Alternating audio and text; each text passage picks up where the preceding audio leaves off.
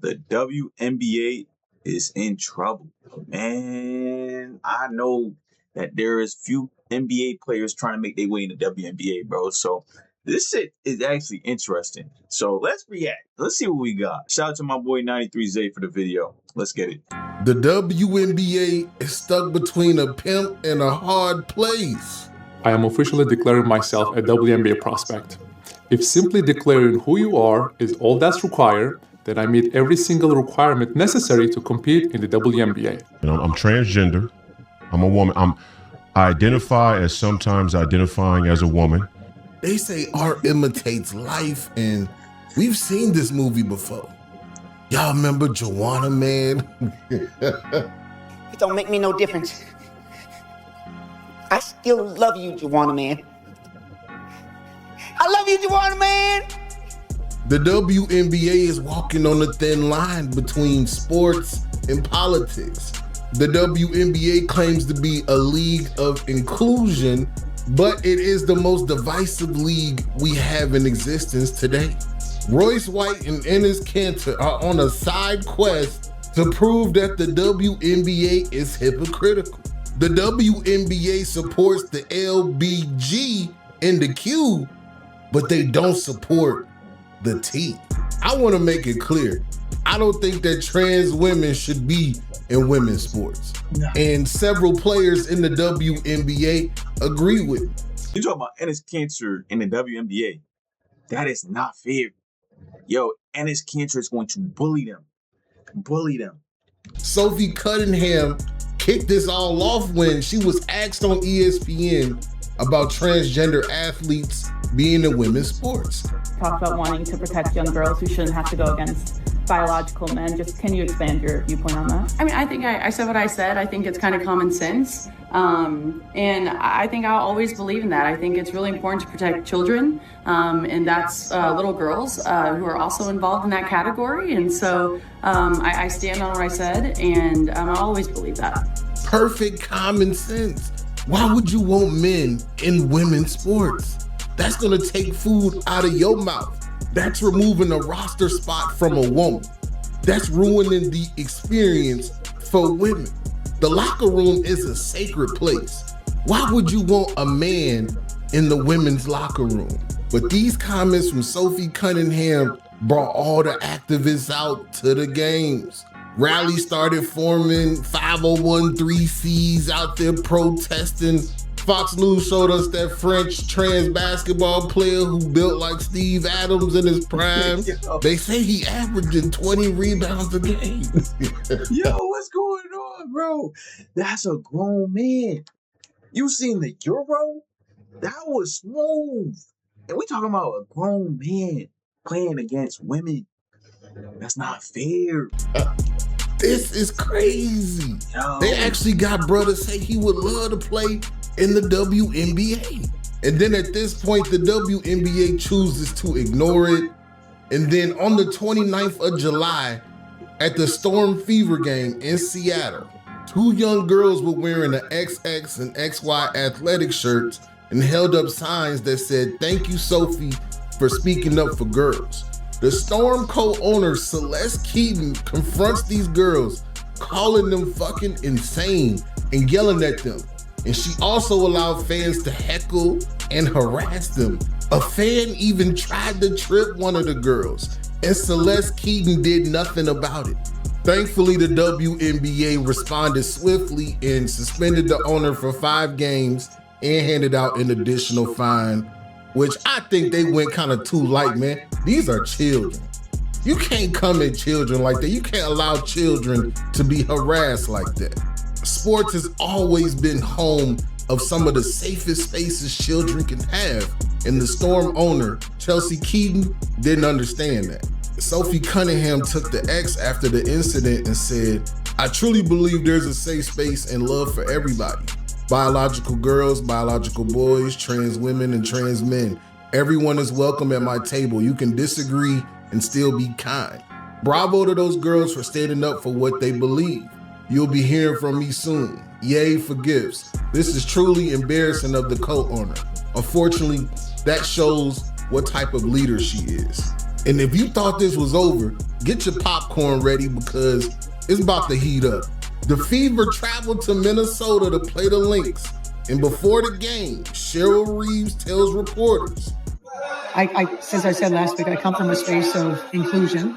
And the narrative that I think that is problematic is to suggest that, number one, that transgender athletes are the biggest problem in women's sports. And I think this is what's bothersome, is that there's a faction of people in our country that are making this a massive issue. We have some issues.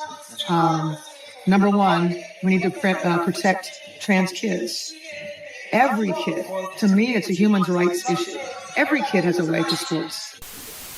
Every kid definitely has a right to sports, but women have fought so hard for the ability to play organized sports that having a biological male infiltrate your league defeats the purpose of a women's league. Post-puberty, pound for pound, you're putting women at a disadvantage and in danger if you allow men in the WNBA. So Sophie Cunningham and Cheryl Reeves talk privately at mid-court before tip-off, and they frame it like it was a good faith conversation. It wasn't a confrontation. And then Cheryl Reeves coaches the game wearing a shirt that says, trans kids belong. The future for the WNBA is looking real shaky, bro. Somebody's paying these people, bro, that's above them to do this. I feel like there's people above them that are paying them to do it. Trans kids belong. Bro, if women fight so hard to get to where they are now, and then you add men into this sport of the WNBA, bro, it's going to defeat everything they did, bro. And this Cantor might put up 100. I swear, bro. He might put up 100 points, bro. Her suit jacket. And then after hours and days of debate, on August 7th, Enes Kanter posts this on X. After careful consideration and reviewing the current eligibility guidelines, I am officially declaring myself a WNBA prospect. If simply declaring who you are is all that's required, then I meet every single requirement necessary to compete in the WNBA.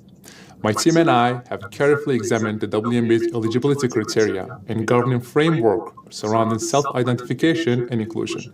Based on the current guidelines, I can and am officially declaring my eligibility for the upcoming WNBA draft in May 2027. I am definitely not here to mock, make fun of, or disrespect any community or personal choices. I am simply asking that the current rules be applied equally to everyone. The rules that represent the very values many WNBA players and coaches have publicly advocated for. My team and I are prepared to ensure these guidelines are applied equally, consistently, and without exception. And I look forward to the WNBA honoring its stated principles. See you at training camp.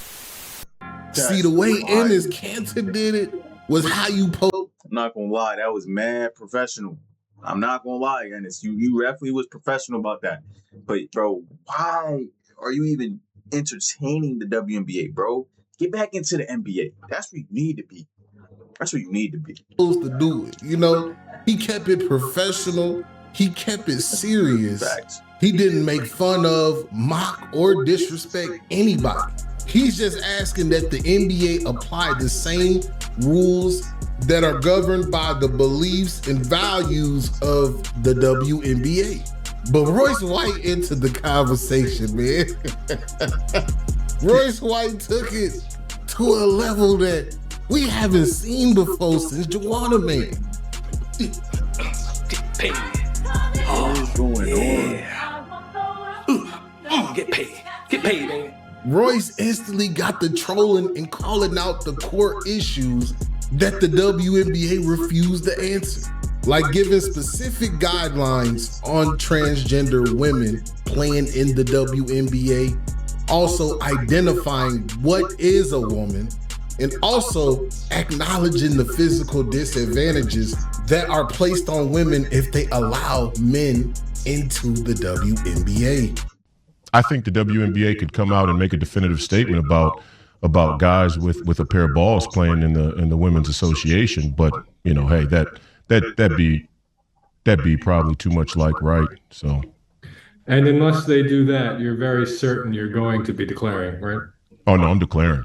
Yeah, no, And I don't want to be discriminated against. No, I want fair treatment. I'm a black, I'm a young black, hopefully United States senator that would like a fair chance to participate as a sometimes identifying as a transgender woman athlete.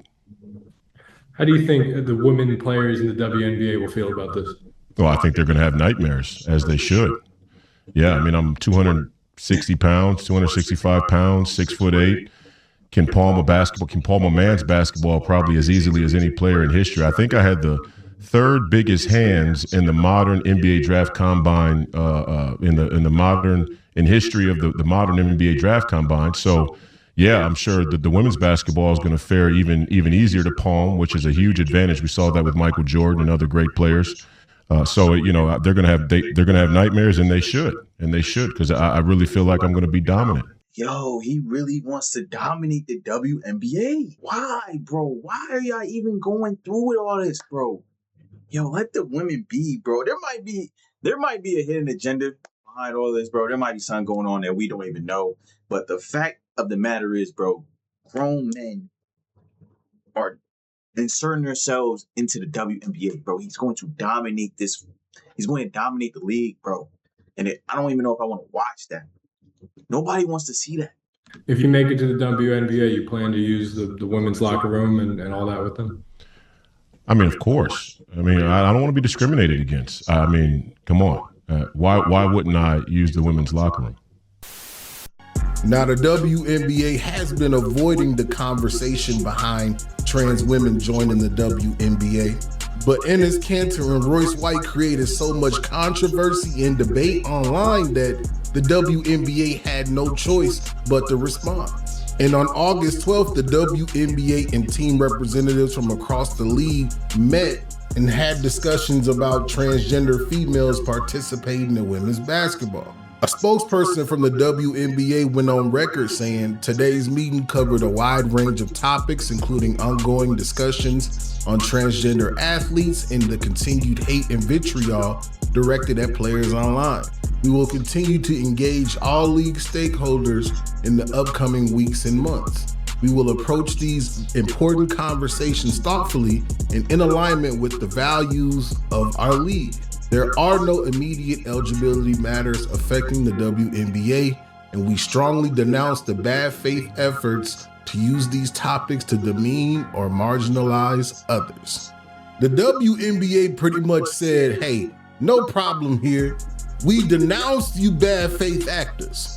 But the WNBA has a problem because if there's no criteria for being trans or being a woman, technically, anybody at any moment can say, I identify as a woman or I identify as trans. Let me tell you a story. I had a friend that we was young, we was going to Treehouse. Y'all heard of Treehouse? Treehouse supposed to be for teens who are trying to learn about God, meet friends, and hang out. But that's never what Treehouse was about. Treehouse, everybody went to Treehouse so they could get that butt. Don't beat us, get that butt. But I had a homie who went there, and at the time he was gangbanging. He was gangbanging for real. 55th Street, folk extra with it. You know what I'm saying? And as we got older, you know, we all fall apart. We all drift away. We all go our separate ways. And I had checked up on him in the last couple years, and I noticed he went to jail. He was in jail for a long time. And when he got out of jail, he was transgender. He came out, changed his name, changed everything. He was wearing wigs. He was doing makeup. He actually still had a girlfriend and called himself a lesbian. It didn't make sense to me, but to them, it makes sense. Who is the WNBA to say that Enes Kanter or Royce White can't make that same type of decision? Does the WNBA have the right or the authority to be the self-identification police? While the WNBA is right that they could be bad faith actors, they don't have any history of gender transition, or they're not even playing basketball professionally currently. But the WNBA's eligibility policy really is self-identification with no additional verification standard. So two things can hold true at once. It could be a bad faith actor stunt, and it could be exposing a real gap in the WNBA's policies. And the WNBA choosing to attack credibility over actual conversation is telling in itself. Is it hard to say, hey, there needs to be some more eligibility requirements other than self-declaration? It could be medical, hormonal, or some type of documentational standard that could set the bar for the league.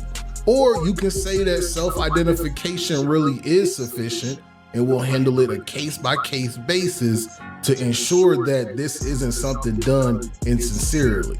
But dodging the question and just saying it's bad faith is doing nothing but causing more harm than good. You've officially backed yourself in a corner and will be used as news for right-wing media. You can't claim that you're inclusive, but then you're excluding people from the same community that you're trying to include. I'm not gonna lie though, it would be crazy to see both of them in the WNBA, man. That's jokes. Can you imagine the terror, the horror they will put these girls through? Who's gonna stop them from dunking? Who's gonna stop them in the post? Who's gonna keep them off the glass? They're gonna be out there looking like Hakeem Olajuwon blocking everything. The WNBA cannot ignore the physical differences between men and women. That transgender basketball player in France is in a second-tier league and averaging 21 and 20. My God, in a second-tier. Yo, that's terror, bro. She is terrorizing that league. 20 and 20, bro. Yo, that's insane, bro. So imagine what Ennis and Royce are gonna do, bro. Them dudes might go for 30 and 30. That's crazy. League. I really think if Royce White joined the WNBA, he's scoring Kobe 81. Boy, it's out the mud. We got Rashad McCown. Kobe's 81.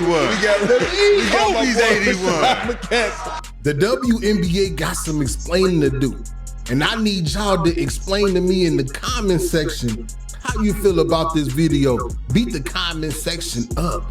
Do y'all think the WNBA is being exclusive while maintaining a stance of inclusion? Let me know in the comment section. Do y'all think Royce White and Enes Kanter should join the WNBA? Let me know in the comment section. Don't forget to hit me with the HBO special. Help a brother out to some likes, comment, and subscribe. Don't forget to hype the video. I appreciate y'all, and I hope y'all have a good rest of y'all night. It's 93 Zay, and I'm out this thing.